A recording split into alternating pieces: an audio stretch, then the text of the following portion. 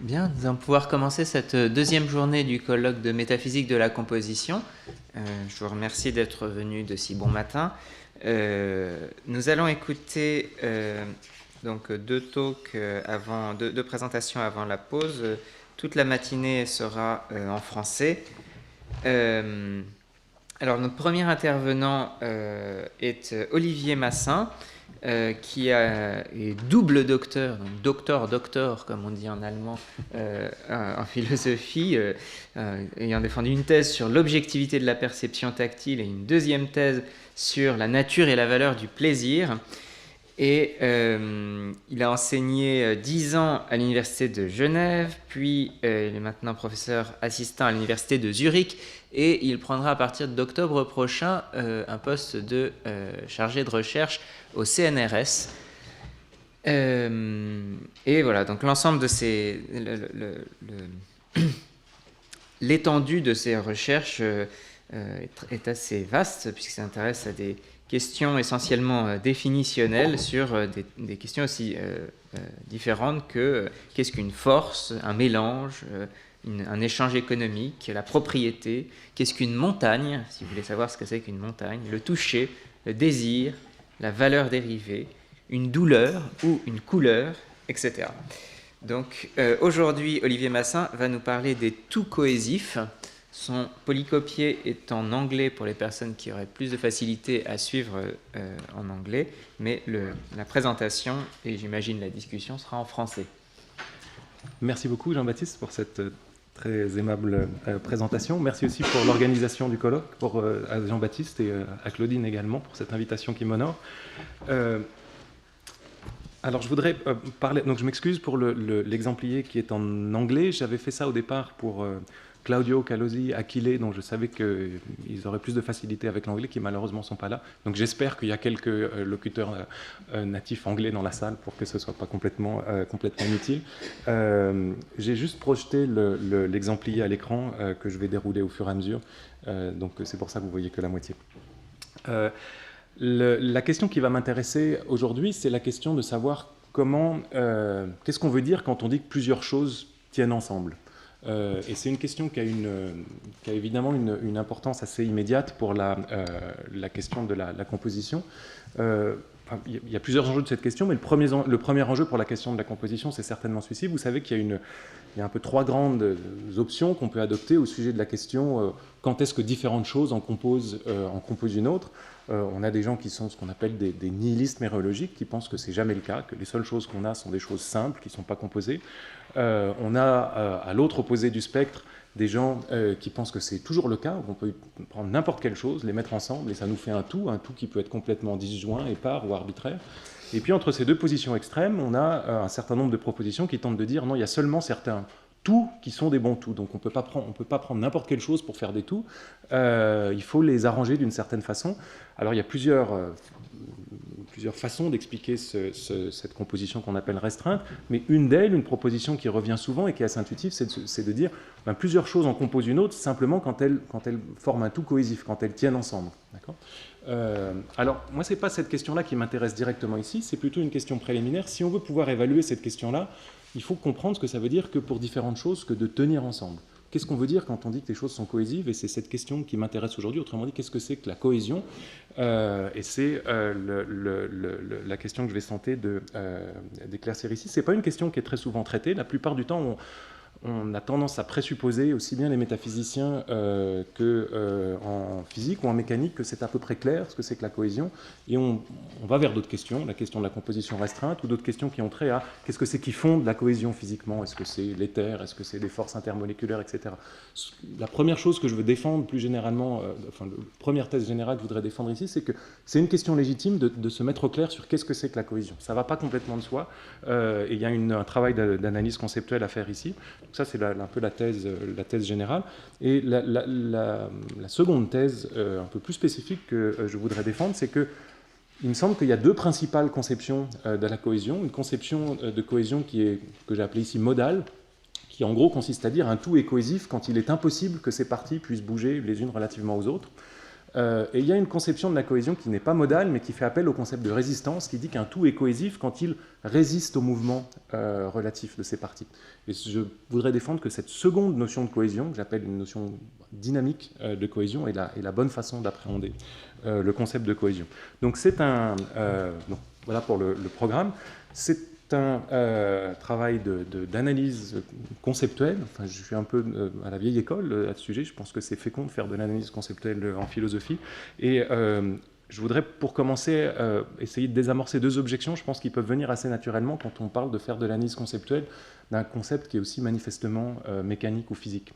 Alors, je pense que la première forme d'objection ici, ça consiste à dire, c'est très intéressant, la cohésion, mais si on veut vraiment savoir ce qu'est la cohésion, c'est pas aux philosophes qu'il faut demander, c'est aux physiciens, et en particulier, il faut étudier ça de manière empirique. Alors, je ne veux pas passer trop de temps sur ces questions méthodologiques, mais je voudrais juste essayer de vous convaincre qu'il y a au moins un petit espace pour une analyse conceptuelle a priori au sujet de cette notion de cohésion. Alors, ma réponse générale à ce souci légitime, c'est de dire qu'il faut distinguer clairement deux questions. Une question qui a intéressé une grande partie des physiciens, des philosophes de la nature, Galilée, Locke, Newton, Laplace et bien d'autres, qui consiste à dire quelles sont les causes, les fondements physiques de la cohésion. Est-ce que c'est des forces intermoléculaires, comme ce qui aujourd'hui est une des thèses les plus acceptées?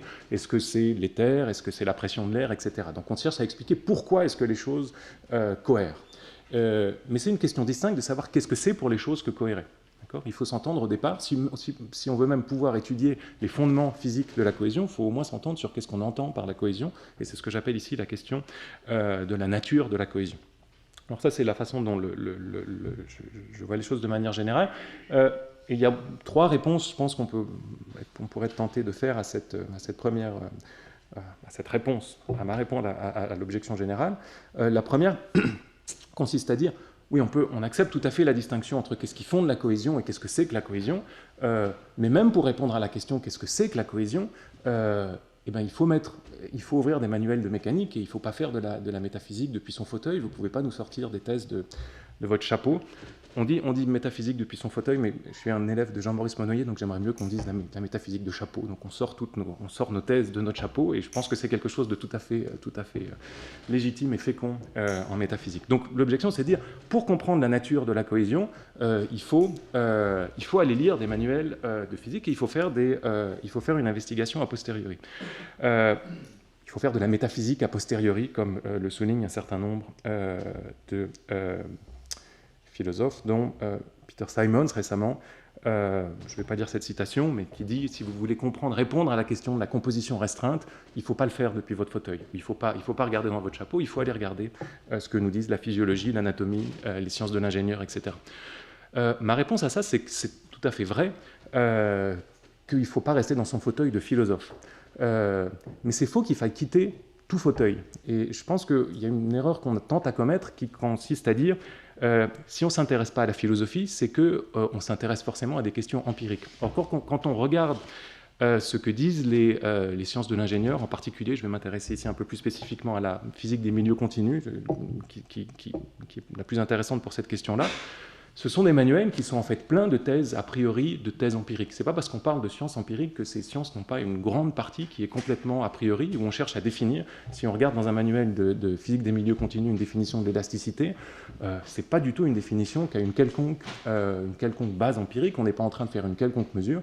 En réalité, une grande partie de ces disciplines ont été développées depuis un fauteuil, qui n'est pas un fauteuil de philosophe, mais qui est un fauteuil d'ingénieur, parfois de mathématicien. Donc je pense que quand on veut être scientifiquement informé, ça ne veut pas forcément dire qu'on est complètement en train de quitter l'idée qu'il y a un certain nombre de clarifications a priori à faire au sujet de certains concepts. Simplement, il faut accepter que ces clarifications ne sont pas simplement faites par des philosophes, mais également par les scientifiques eux-mêmes. Alors un second doute qu'on pourrait émettre à l'encontre de cette approche, c'est de dire, en fait, vous ne pouvez même pas distinguer la question de la nature de la cohésion de la question des causes de la cohésion. La question, qu'est-ce que c'est pour plusieurs choses de tenir ensemble, et la question, qu'est-ce qui fait que les choses tiennent ensemble. Tout ça, c'est la même chose. Qu'est-ce que c'est que la cohésion? C'est précisément ce qui fait que les choses tiennent ensemble. Alors là, j'ai un certain nombre d'éléments que je voudrais avancer en réponse, plutôt en termes pour mettre mes cartes sur la table. De manière générale, il me semble que la principale motivation pour distinguer ces questions, elle a trait au paradoxe de l'enquête, qu'on appelle le paradoxe de Menon, qui consiste à dire, si on veut enquêter sur les causes de la cohésion, sur les bases ou les réaliseurs de la cohésion, il faut s'entendre sur ce que c'est que la cohésion, il faut savoir ce qu'on cherche, il faut avoir déjà une caractérisation préalable de l'objet de notre enquête. Et si on n'a pas ça, on ne sait même pas où chercher, ou si on trouve quelque chose, on aura toujours beau jeu de dire que c'était précisément ce qu'on était en train de chercher. Donc si on veut pouvoir évaluer n'importe quelle thèse sur voilà ce qu'est une cause ou une base de la cohésion, il faut qu'on soit au clair sur ce que c'est que la cohésion. Et j'ai deux raisons un peu supplémentaires de prendre au sérieux cette distinction entre l'étude de la nature de la cohésion et l'étude des causes de la cohésion. La première, elle a trait à une chose dont j'aurais voulu parler plus aujourd'hui, mais malheureusement dont je n'aurai pas le temps de parler, qui est un projet de recherche plus général que j'ai, qui est de dire ces concepts dynamiques, je vais m'expliquer dans un moment ce que j'entends par concept dynamique, tels que la cohésion, la solidité, la rigidité, l'élasticité, ils ont une caractéristique assez étonnante qu'on les emploie de manière très spontanée en dehors du champ de la mécanique. Les économistes parlent d'élasticité des prix, les philosophes rigidité de la référence, robustesse des arguments, enfin il y a quelque chose de tout à fait spontané à employer ces concepts en dehors de leurs champs originaux. Alors on peut penser que c'est purement métaphorique. L'hypothèse qui m'intéresse, qui me semble a priori plausible, c'est qu'il y a plus que ça, c'est plus qu'un emploi purement métaphorique, mais que ce sont des concepts qui ont un nœud ou un noyau formel. Un peu de la même façon que le concept de partie, et pas, même si au départ on étudie le concept de partie en partant des questions de partie spatiale, on peut ensuite parler de partie de proposition, de partie de différentes entités abstraites, partie temporelle. Je suis tenté par l'idée qu'on peut faire un peu le même mouvement formel au sujet des concepts dynamiques, comme la solidité, comme les forces, la résistance, dont je parlerai un peu plus, qui sont des concepts qui s'appliquent au départ à la matière, qui ont été développés pour comprendre la matière, mais qu'on peut appliquer à d'autres domaines. Et au sujet de la cohésion, il y a un précédent pour ça, évidemment, qui est lié à l'exposé de Sophie et Frédéric Hier, c'est la notion de cohésion sociale, qui a fait l'objet d'un grand nombre de recherches de la part des sociologues. Donc quand on dit qu'un groupe est cohérent ou cohésif, il y a sans doute un nœud commun, un noyau commun au concept de cohésion qu'on applique également à la cohésion d'un objet matériel. Donc là encore, si on veut pouvoir extraire ce noyau formel du concept de cohésion, on a intérêt à le couper de la question des bases de la cohésion. Parce qu'évidemment, si ce qui fonde la cohésion physique, ce sont des forces intermoléculaires, ce n'est pas les forces intermoléculaires qui vont fonder les cohésions sociales, vraisemblablement. Donc c'est une raison supplémentaire de distinguer ces deux questions. Je vais laisser de côté ma troisième raison pour avancer un petit peu.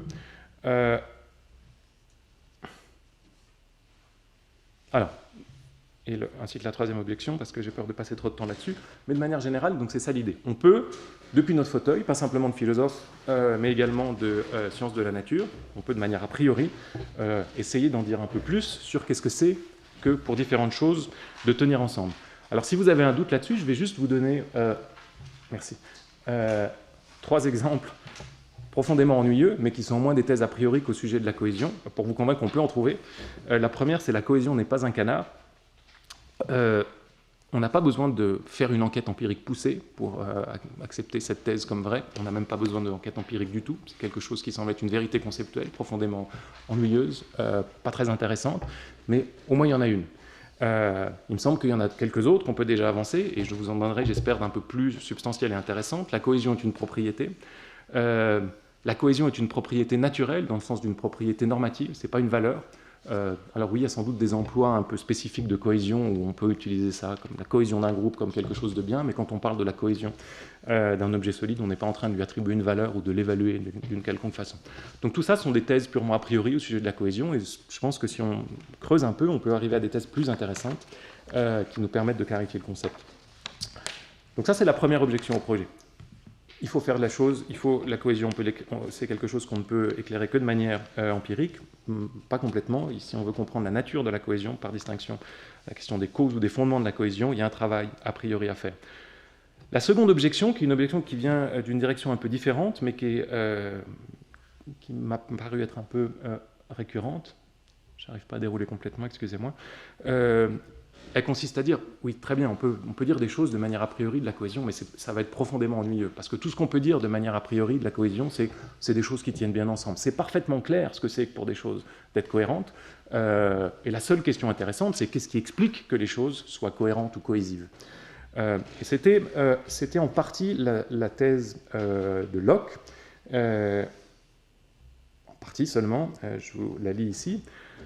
The matter of fact, à savoir that parts of bodies stick firmly together, is clear, I confess. But when we would a little nearer look into it and consider how it is done, there I think we are at a loss, and can as little understand how the parts of body cohere as how we ourselves perceive or move. I would have anyone intelligibly explain to me how the parts of gold or brass come in a few moments to be so united and adhere so strongly one to another that the utmost force of men's arms cannot separate them. Donc la thèse de Locke, et c'est une thèse qui développe après une discussion assez détaillée, c'est de dire, on voit très bien ce que c'est que la cohésion, pas besoin de passer trop de temps là-dessus. Ce qui est un vrai mystère, et là-dessus Locke pense même qu'on n'a aucune bonne réponse, c'est pourquoi les choses, qu'est-ce qui explique la cohésion. Il envisage différentes hypothèses, la pression de l'air, l'éther, et il arrive à la conclusion qu'on ne peut pas comprendre ça. Donc on ne peut pas comprendre les causes de la cohésion, mais il pense que c'est absolument clair ce qu'on entend par la cohésion. Alors en fait, Locke, comme je le dirai un peu plus loin, est plus intéressant que ça. Enfin, il propose tout un tas de thèses substantielles, tout à fait plausible au sujet de la nature de la cohésion. Mais juste pour vous convaincre que les choses ne sont pas si évidentes d'emblée, voici une liste de questions au sujet de la cohésion qui me semblent être des questions légitimes et qui n'appellent pas par elles-mêmes de réponses tout à fait immédiates sans réflexion. Alors, est-ce que la cohésion est distincte de la dureté, de la solidité, de l'impénétrabilité, de la robustesse, de la rigidité, de la raideur, de l'indéformabilité, de la résistance, de la tension, de l'élasticité à la déformation? Et si la cohésion est distincte de ces phénomènes, quelle est sa relation à ces phénomènes-là? Est-ce que c'est un genre de ces phénomènes, une espèce de ces phénomènes? Est-ce qu'elle implique certains de ces phénomènes ou pas? Est-ce que les liquides sont cohésifs? Est-ce que les gaz sont cohésifs? Est-ce qu'il y a différents degrés de cohésion? Est-ce qu'on peut être cohérent ou cohésif dans différentes directions? Est-ce que la cohésion est une propriété dissective? C'est-à-dire, est-ce que si un tout est cohésif, est-ce que chacune de ses parties est également cohésive? Est-ce que la cohésion est une propriété monadique? Est-ce que c'est une relation, une propriété relationnelle, un épisode, une disposition? Est-ce que c'est une propriété modale, l'impossibilité d'être déformé? Est-ce que c'est une propriété dispositionnelle, la disposition à résister à la déformation? Est-ce que des points peuvent être cohésifs? Est-ce que des simples étendues peuvent être cohésifs, etc. Ces questions-là, elles me paraissent être des questions importantes, légitimes, et je ne pense pas qu'on puisse y répondre de manière tout à fait évidente sans avoir été un peu plus avant dans l'analyse du concept de cohésion, dans laquelle je voudrais maintenant rentrer. Alors, pour commencer, je voudrais faire quelques remarques purement grammaticales sur les termes qu'on utilise quand on parle de cohésion. Il y a deux expressions principales, de prédicats principaux qu'on utilise. Le premier, c'est celui d'être cohésif, et le second, c'est celui de cohérer avec, qui est peut-être un peu moins commun en français qu'en anglais, mais c'est une expression qu'on comprend au moins. Alors, prédicat d'être cohésif, c'est un prédicat qu'on applique à deux types de choses. On l'applique d'une part aux tout qui tiennent bien ensemble. On dit qu'un tout est cohésif, c'est un tout dont les parties tiennent bien ensemble. Et on applique également le prédicat être cohésif à ce qui fait que les tout tiennent bien ensemble. Donc la colle, dont parlait hier Claudine Tiercelin, la glu, le ciment, sont des entités qu'on qualifie parfois de cohésives parce que c'est celles qui expliquent que les choses tiennent ensemble. De la même façon, on parle de force cohésive pour justifier, pour expliquer pour expliquer la cohésion. Alors moi, je vais m'intéresser simplement au prédicat du premier type. Quand je parlerai de cohésivité, quand j'utiliserai l'adjectif cohésif ici, ce sera uniquement pour désigner les tout qui tiennent bien ensemble, pour la raison, comme je vous l'ai dit maintenant, que la question de la cause de la cohésion n'est pas la question qui m'intéresse ici. Enfin, c'est une question intéressante, mais qui pour le coup demande une enquête empirique. Pardon. Le deuxième prédicat qu'on a, c'est un prédicat relationnel, cohérer avec. Et je voudrais dire juste quelques mots de ce prédicat et de la relation entre ces deux prédicats. J'admettrai deux thèses ici. La première, c'est qu'un tout est cohésif si et seulement si ces parties propres cohèrent les unes avec les autres. D'accord ? Donc, qu'est-ce que c'est que cohérer avec ? On a différentes choses qui cohèrent les unes avec les autres. Si elles cohèrent les unes avec les autres et qu'elles forment un tout, alors ce tout est cohésif. Et la deuxième thèse que j'admettrais, c'est qu'un tout est cohésif parce que ces parties cohèrent les unes avec les autres. Donc l'idée, c'est que ce prédicat de cohérer avec, c'est vraiment ce qui... c'est le prédicat fondamental, c'est que ce qui explique la cohésivité des tout, c'est que les parties cohèrent les unes avec les autres. Alors, une question qui surgit immédiatement, c'est est-ce qu'on peut en dire un peu plus sur les propriétés logiques de ce prédicat ? Il me semble, mais là-dessus je m'avance un peu prudemment, parce que tout va dépendre un peu de l'analyse qu'on va donner justement de la cohésion, qu'on peut accepter que c'est un prédicat réflexif, donc toute entité cohère avec elle-même, qu'il est symétrique, ça semble assez clair, c'est-à-dire que si cet objet cohère avec cet objet, alors cet objet cohère avec cet objet, et que sous certaines conditions, le prédicat de cohérer avec est transitif, c'est-à-dire si cet objet cohère avec cet objet, et cet objet cohère avec cet objet, alors cet objet cohère avec cet objet. Sous certaines conditions, pourquoi ? Parce que comme on va le voir, il y a différents degrés de cohésion, sans doute, différentes directions de cohésion, et si on fixe un certain degré, un certain type et une certaine direction de cohésion, alors on peut avoir vraisemblablement une transitivité de la cohésion, mais pas sinon. Je reviendrai sur ces notions de différents degrés de cohésion dans un instant. Alors, ça c'est quelques mots sur la logique de la cohésion. Maintenant j'en viens au cœur de les deux principales thèses, il me semble, et si vous avez d'autres suggestions en tête, je suis très intéressé, sur... Décidément, je n'arrive pas à vous... Ah, tiens, je dois pouvoir résoudre ça comme ça. Non. Faut que je garde le doigt dessus, excusez-moi. On est juste bon. Alors, première proposition qu'on trouve souvent admise en passant dans la littérature, c'est que pour deux objets de cohérer les uns avec les autres, c'est le fait que ça consiste dans le fait qu'on ne peut pas bouger un objet, un de ces deux objets, relativement à l'autre. Voici ce que dit Van Inwagen, par exemple. It is of course possible to join objects so that they can be pulled apart. We might say that in such cases one causes objects to cohere. Donc l'idée générale, c'est qu'on va définir la cohésion en termes d'impossibilité d'une forme de mouvement relatif des parties. Alors, là, on peut introduire un certain nombre de distinctions.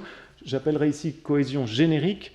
Donc, l'idée suivante, un tout est cohésif si et seulement si ces parties ne peuvent pas bouger relativement l'une à l'autre, au moins dans une certaine direction. Alors, qu'est-ce que ça veut dire ? Ça veut dire si vous avez deux parties, vous avez différentes façons de les faire bouger l'une par rapport à l'autre. Vous pouvez les éloigner, les séparer, vous pouvez les rapprocher, et vous pouvez aussi les faire glisser l'une contre l'autre. D'accord ? Ce qui va correspondre à trois formes de cohésion principale sur lesquelles je reviendrai. Mais non, ça c'est l'idée générale de cohésion.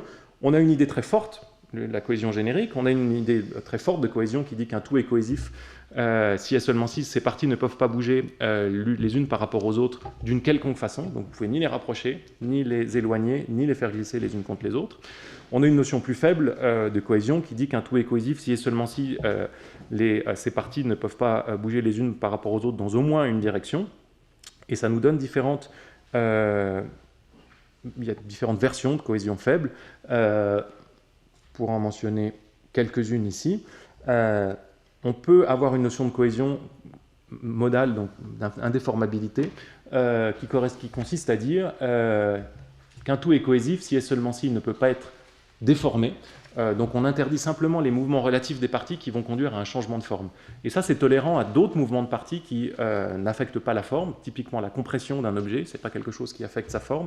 Et vous avez aussi des changements, des mouvements entre les parties qui n'affectent pas la forme d'un objet. Si vous imaginez des cercles concentriques ou des poupées russes qui tournent les unes dans les autres, vous avez des mouvements des parties relativement les unes aux autres, mais le tout lui-même ne change pas de forme. Ce sont des mouvements relatifs des parties qui n'affectent pas la forme de l'objet.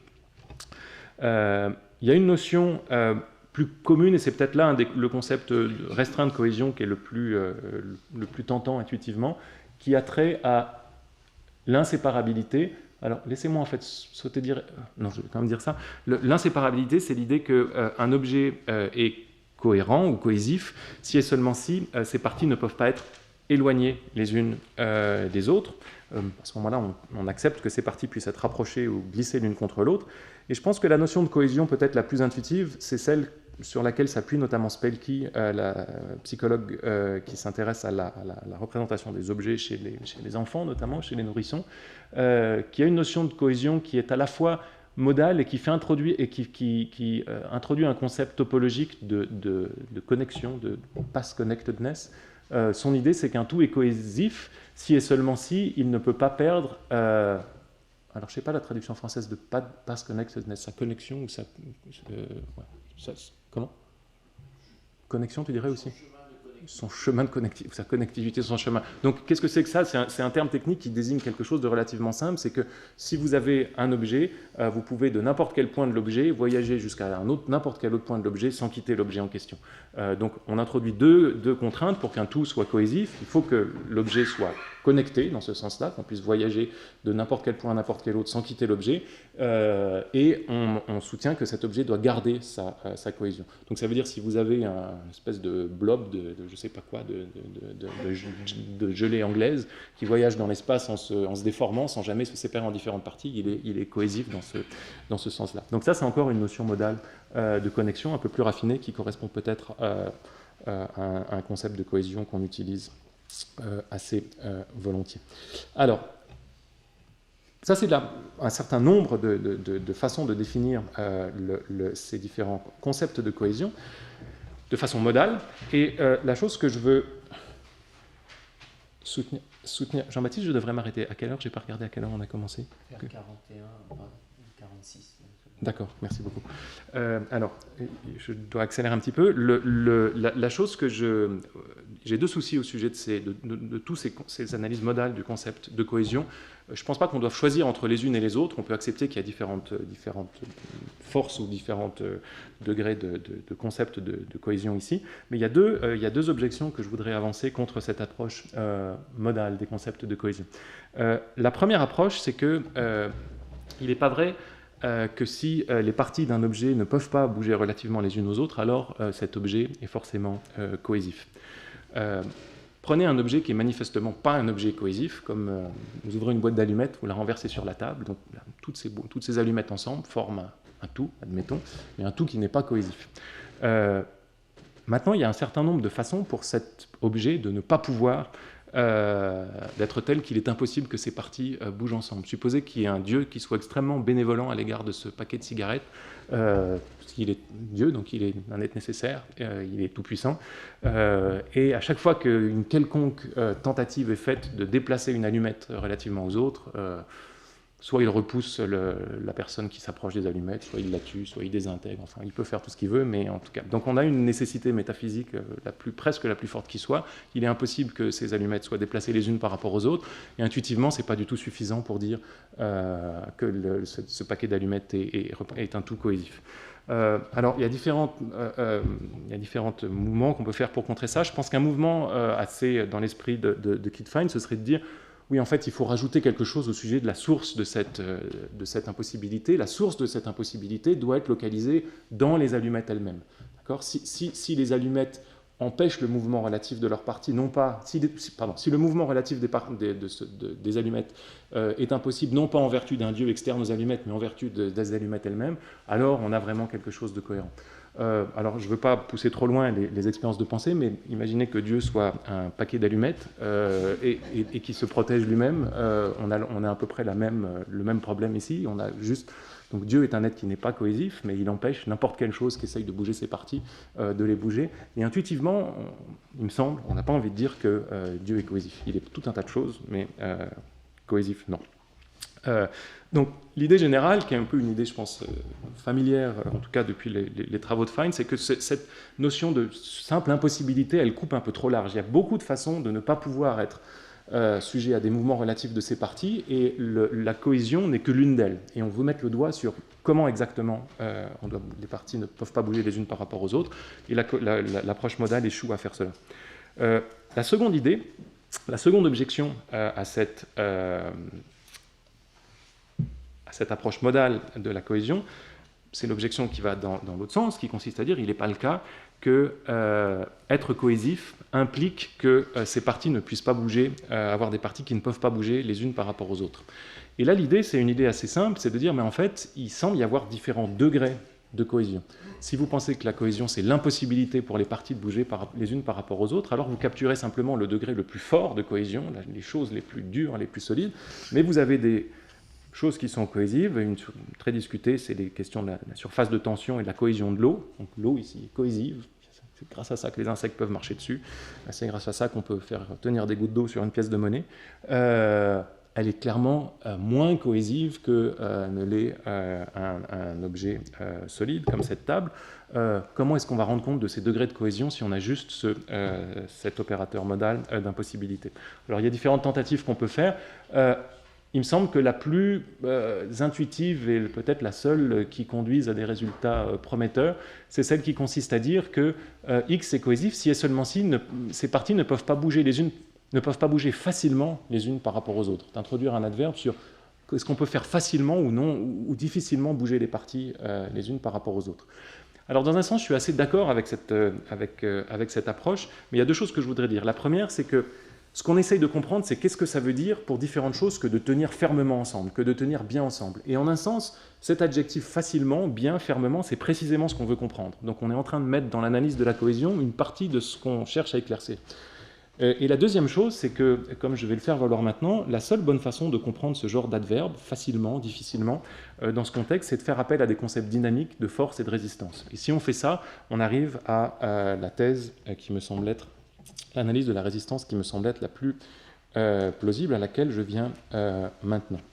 Alors, la proposition générale, l'analyse de la cohésion, pardon, à laquelle je viens maintenant. La proposition générale, c'est la suivante. Je ne vais pas revenir sur les différents types de cohésion, selon la façon dont on distingue les mouvements. C'est l'idée qu'un tout est cohésif si et seulement si le tout résiste au mouvement relatif de ces parties, résiste au mouvement relatif de ces parties. D'accord ? On a remplacé le concept modal par cette notion de résistance. Ici. Alors, quelle est la motivation pour faire ça par rapport aux deux objections précédentes à l'approche modale, pardon. La première motivation, c'est que la résistance, ça semble capturer exactement la façon dont on doit rendre la cohésion impossible, dont on doit rendre le mouvement des parties impossible pour être véritablement cohérent. Alors, le dieu paquet d'allumettes auquel je faisais allusion, il n'est pas vraiment le cas qui résiste au mouvement relatif de ces parties. C'est plutôt quelqu'un qui refuse le combat, pour ainsi dire. Donc, si je tiens à faire un bras de fer et que je demande à Pascal, Pascal, fais un bras de fer avec moi, et Pascal me dit toujours non, non, non, c'est pas vraiment comme si Pascal me résistait. Il refuse le combat, lâchement. Par contre, si on fait vraiment un bras de fer, là, on a vraiment une résistance entre l'effort que j'exerce sur le bras de Pascal et la réaction de Pascal. Donc l'idée, c'est la résistance, c'est vraiment ce qui capture le nœud, le noyau de la cohésion. C'est ce qui manifeste le fait qu'une chose est cohésive, c'est qu'elle résiste à la déformation de ses parties. Et relativement à la question de l'absence de degré de cohésion, à partir du moment où on admet que la notion de résistance peut venir par degré, qu'on peut résister plus ou moins fort à une contrainte externe, on a différents degrés de cohésion. Alors évidemment, tout le problème, c'est qu'on introduit, on sort du chapeau, cette notion de résistance, et que toute la question, ça va être d'essayer de comprendre qu'est-ce qu'on entend par résistance maintenant. C'est une notion qu'on retrouve de manière très générale en physique, en mécanique, en biologie, dans beaucoup de domaines, qui est à ma connaissance très peu analysée. Je ne connais qu'un article qui cherche à essayer de rendre clair cette notion de résistance, et je vais vous faire une proposition dans un instant. Juste d'abord pour vous dire que cette notion de cohésion comme résistance au mouvement relatif de ces parties, c'est une notion qu'on retrouve chez Galilée. La première des deux sciences que Galilée introduit, c'est la science qu'il appelle, pardon pour l'anglais, « The resistance which solid bodies offers to fractures ». Donc ça, c'est la première des deux sciences. Une idée qu'on retrouve chez Locke et qu'on retrouve chez Kant, que je m'excuse de vous lire en allemand, qui définit la cohésion ainsi. « The resistance to separation of matters in contact is cohesion ». Donc définir la cohésion en termes de résistance, c'est quelque chose d'assez intuitif et commun. Alors je vais passer ça, et toute la question, c'est d'essayer de clairement comprendre ce que c'est que ce concept de résistance. Et ma proposition, excusez-moi, j'oublie ma deuxième colonne. Ma proposition, c'est la proposition suivante. Qu'est-ce que c'est? Non. Essayons d'abord de comprendre ce que c'est que la résistance d'un seul corps au mouvement. D'accord? On ne s'intéresse pas au mouvement relatif pour commencer, mais on s'intéresse à la résistance d'un seul corps au mouvement. Et l'idée, c'est la suivante. Un corps A est résistant au mouvement si et seulement si, lorsqu'une force est exercée sur ce corps, A, oui, pas X, je vais changer de variable, lorsqu'une force est exercée sur ce corps qui tente à bouger ce corps, à mouvoir ce corps dans une direction, qu'on appelle la force appliquée, ce corps exerce une force opposée, qu'on appelle la force de résistance, qui contrecarre en partie ou totalement la force initiale. Alors, c'est plus facile de voir ça avec un schéma, et c'est le schéma que vous avez en haut de la page 5. Vous avez un corps au départ, et on lui applique une force qui est toute la longueur de cette flèche, ici, pour le faire accélérer vers la droite. Et qu'est-ce que c'est pour ce corps que de résister au mouvement? C'est d'exercer une force qu'on appelle une force de réaction, une force de résistance, qui contrecarre en partie la force initiale. Alors qu'est-ce que ça veut dire que contrecarrer en partie la force initiale? Ça veut simplement dire que cette force de réaction ici empêche une partie de la force appliquée de causer l'accélération qu'elle aurait causée si elle avait été seule. Donc si cette force avait été seule, le corps aurait accéléré très vite vers la droite, mais comme on a une force de résistance qui annule en gros la moitié de cette force appliquée, parce que c'est une force opposée, et finalement le corps ne va accélérer vers la droite qu'en proportion de la force résultante, qui est ces petits bouts de force restants ici. D'accord ? Donc le point important, c'est que la résistance, c'est cette relation entre deux forces. On a une force qui va dans un sens, une force qui va dans un autre sens, donc c'est un cas de composition des forces, et en fait dans le cas de... on n'a pas très parlé de composition, dans le sens de composition vectorielle jusqu'ici, mais c'est un sujet important. C'est un cas de composition des forces, l'idée, c'est que la résistance, c'est précisément le cas où une force empêche une autre de causer l'accélération qu'elle aurait causée si elle avait agi seule. Alors, pour être un petit peu plus précis sur le sujet, l'idée, c'est la suivante, et merci Jean-Baptiste. L'idée, c'est la suivante. Il faut concevoir les forces comme des relations entre des corps qui ont deux types de pouvoirs causaux. Chaque force a d'une part un pouvoir cinématique, c'est-à-dire le pouvoir de causer l'accélération du corps sur lequel elle agit, et elle a également un pouvoir préventif, qui est le pouvoir d'empêcher une autre force de causer une accélération du corps. Et l'idée, c'est que chaque force a soit l'un, soit l'autre de ses pouvoirs activés à un certain degré. Donc si une force cause une accélération, dans la mesure où elle cause cette accélération, elle n'empêche pas une autre force de causer une accélération. Et si une force empêche une autre force de causer une accélération, dans la mesure où elle empêche une autre force de causer une accélération, elle ne cause pas elle-même une accélération. Donc c'est deux pouvoirs qui ont une structure, lorsque l'un s'allume, l'autre s'éteint. Et la résistance, c'est précisément cette relation entre deux forces qui s'annulent l'une et l'autre. Alors ça, excusez-moi de passer vite là-dessus, mais je pense que peut-être quand on considère maintenant la relation au mouvement, la notion de résistance au mouvement relatif qui nous intéresse pour définir la cohésion, l'idée c'est simplement si vous avez deux objets, ils vont résister au mouvement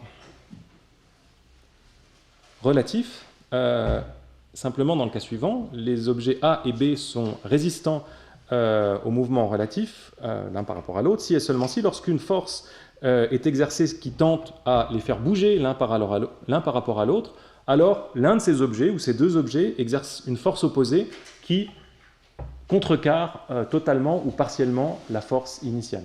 Alors le fait qu'on puisse contrecarrer qu'en partie une force, c'est ce qui est essentiel ici pour comprendre les degrés de résistance. Parce qu'on peut, en appliquant une force sur un objet, arriver à le déformer en partie, ce qui permet de comprendre les degrés de cohésion.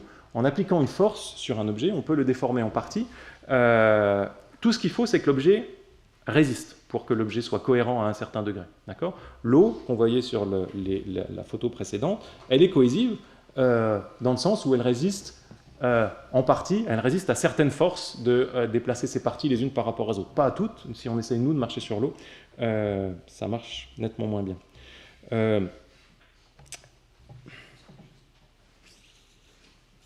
Alors, je me rends compte qu'il y a beaucoup... Alors, je vais terminer là-dessus. Jusqu'ici, on a compris ce que c'était que la résistance de deux corps l'un par rapport à l'autre. Qu'est-ce que c'est que pour deux corps que de cohérer l'un par rapport à l'autre? C'est de résister au mouvement lorsqu'on tente de déplacer l'un par rapport à l'autre. Maintenant, on a jusqu'ici des corps qui sont conçus comme des points, conformément à la mécanique classique newtonienne, qui repose sur cette abstraction. Mais la chose importante, si on veut appliquer cette notion de cohésion au corps étendu, c'est d'introduire l'étendue précisément, et c'est ce que fait la physique des milieux continus, qui introduit l'idée que les corps sont des étendues. En gros, la physique des milieux continus, tout ce qu'elle fait, c'est qu'elle introduit ce que les philosophes appellent Gunk, dont parlait Achille Varzi hier. Elle dit on va concevoir les corps comme étendus dans l'espace et comme étant infiniment divisibles, de telle sorte qu'on a beau couper autant qu'on veut ces corps, on n'arrive jamais à un point.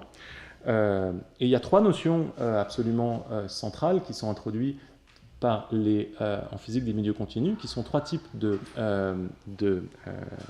ce qu'on appelle contraintes en français, qui ont été introduites par un mathématicien français, Cauchy, et qui sont, si vous prenez un corps long, étendu, vous pouvez soit le mettre sous tension, si vous exercez deux forces de part et d'autre, soit le compresser, si vous exercez deux forces de part et d'autre vers l'intérieur, soit le mettre sous ce qu'on appelle une contrainte de cisaillement, c'est-à-dire vous exercez des forces qui tendent à faire glisser les différentes parties du corps l'une contre l'autre. Et l'idée générale, c'est la suivante. Comment est-ce qu'on va comprendre, par exemple, une tension, une contrainte de tension? Pour mettre ce corps sous tension, donc on exerce deux forces externes que vous avez là, et pour représenter maintenant ce qui se passe dans le corps, qu'est-ce que c'est pour ce corps d'être sous tension? On imagine qu'on le coupe et on réalise qu'il y a deux forces de résistance qui sont à l'intérieur du corps et qui résistent au fait que les parties de ce corps s'éloignent l'une de l'autre. Donc qui annulent, ici en totalité, parce que les forces extérieures et les forces internes ont exactement la même magnitude, donc le corps en l'occurrence ne se sépare pas ou ne s'allonge pas du tout, mais dans certains cas, elles ne font que résister en partie. Si les flèches ici avaient été un peu plus courtes, le corps aurait résisté un petit peu à l'élongation ou à la séparation dans le sens de la longueur et aurait fini par céder. Donc ça, c'est ce que c'est pour un corps que d'être sous une tension, que d'être sous tension. Et alors je m'excuse, je me rends compte que j'ai prévu beaucoup trop long, mais l'idée générale, c'est qu'on peut définir à ce moment-là, pour les corps étendus, la cohésion, puisque la tension est une forme de résistance. On peut définir un corps cohésif de manière générique comme un corps qui peut être mis sous tension dans une direction ou dans un autre, vers l'intérieur, vers l'extérieur, ou contrainte de cisaillement, ce qui revient à dire qu'un corps est cohésif si et seulement si, lorsque des paires de forces opposées sont appliquées à ce corps, alors ce corps entre dans un état de tension. Alors, c'est le nœud de l'idée que je voulais défendre ici. La clé, c'est que si vous avez cette notion de cohésion comprise en termes de résistance à la déformation, en gros, vous pouvez rendre compte à la fois des différents degrés de cohésion, et on peut expliquer également le fait que... on peut expliquer ce qui est le nœud de la cohésion. Ce n'est pas juste qu'il est impossible pour différentes parties de bouger par rapport aux autres, c'est qu'il est impossible en vertu du fait que les parties du corps résistent à leur mouvement relatif. Je m'arrête là en m'excusant d'avoir prévu trop. Merci beaucoup. Merci Olivier.